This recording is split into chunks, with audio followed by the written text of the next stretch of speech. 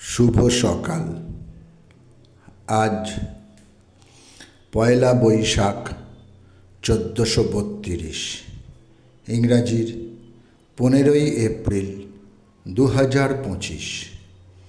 15ই April 1452 Italy, বর্তমান Florence প্রদেশের Vinci নগরের এক গ্রামে জন্মগ্রহণ করেন রেনেসাঁস পর্বের ইতালীয় চিত্রশিল্পী লিওনার্দো দা ভিঞ্চি।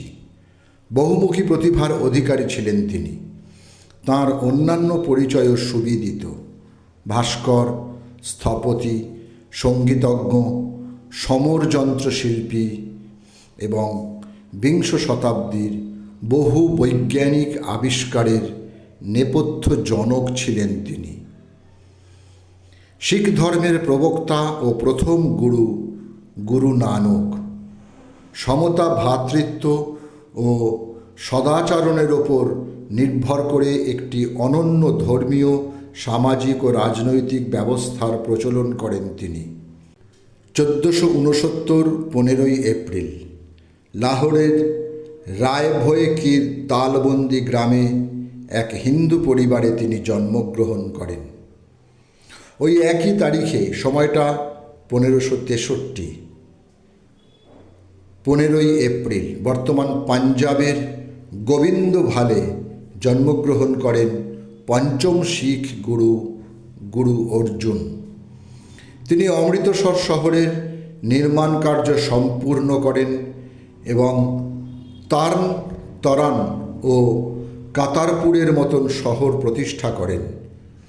তাঁর শ্রেষ্ঠ কীর্তি প্রবর্তন শিখ গুরুদের রচনাবলী সম্পাদনা। বাংলার খ্যাতিমান শিশু সাহিত্যিক ও লোককথার সংগ্রাহক দক্ষিণারঞ্জন মিত্র মজুমদারের আজ জন্মদিন। 15ই এপ্রিল 1877 ঢাকার উলাউল গ্রামে এক অভিজাত পরিবারে তাঁর জন্ম হয়। বাংলার বিভিন্ন প্রান্তে ছড়িয়ে থাকা রূপকথাগুলিকে যথাসম্ভব অবিকৃত রেখে সুন্দরভাবে লিপিবদ্ধ করা তাঁর সর্বশ্রেষ্ঠ কীর্তি। 15ই এপ্রিল 1894 ফরিদপুর জেলার কোটালীপাড়ায় বাগান উত্তরপাড়া গ্রামে জন্মগ্রহণ করেন পরাধীন ভারতের বিপ্লবী সতীন সেন। 1911 সালে ম্যাট্রিক পাশ করে বরিশাল শঙ্কর মঠে দীক্ষিত হন এবং গুপ্ত সমিতির সদস্য হন। 1915 থেকে 1919, আবার 1921 থেকে 1923 দু দফায় তিনি বন্দী হন।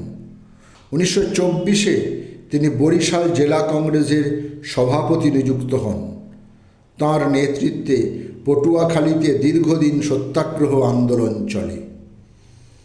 ভারতীয় বাঙালি স্বাধীনতা সংগ্রামী তথা পশ্চিমবঙ্গের চতুর্থ মুখ্যমন্ত্রী অজয় কুমার মুখোপাধ্যায়ের আজ জন্মদিন। 15ই এপ্রিল 1901 তমলুকে তিনি জন্মগ্রহণ করেন। 1977 ভারত সরকার তাঁকে পদ্মবিভূষণ সম্মানে সম্মানিত করে।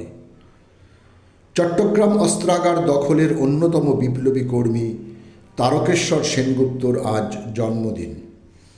1905 15ই এপ্রিল বরিশাল জেলার গাইলা গ্রামে এক মধ্যবিত্ত পরিবারে তাঁর জন্ম হয়।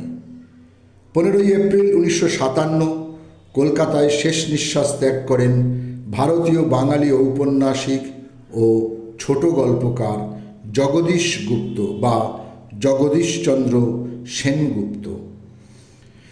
গভীর জীবনবোধ, সুঠাম কাহিনী বিন্যাস ও চরিত্র চিত্রণের নৈপুণ্যে সমৃদ্ধ তাঁর ছোট গল্পগুলি। জঁ পল সার্ত্র, তিনি ছিলেন একজন ফরাসি অস্তিত্ববাদী দার্শনিক, নাটককার, সাহিত্যিক ও সমালোচক।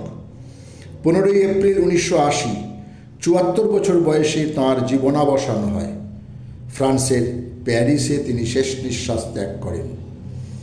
বহুমুখী সাহিত্য প্রতিভার জন্য 1964 সালে সাহিত্যে নোবেল পুরস্কার লাভ করেন তিনি। 15ই এপ্রিল 1990 কিডনির প্রদাহ ও নিউমোনিয়ায় আক্রান্ত হয়ে দেহাবসান ঘটে হলিউডের নির্বাক ও ধ্রুপদী সময়কালের আন্তর্জাতিক খ্যাতিসম্পন্ন চিত্রতারকা গ্রেটা গার্বো। সকলকেই আমার আনত প্রণাম।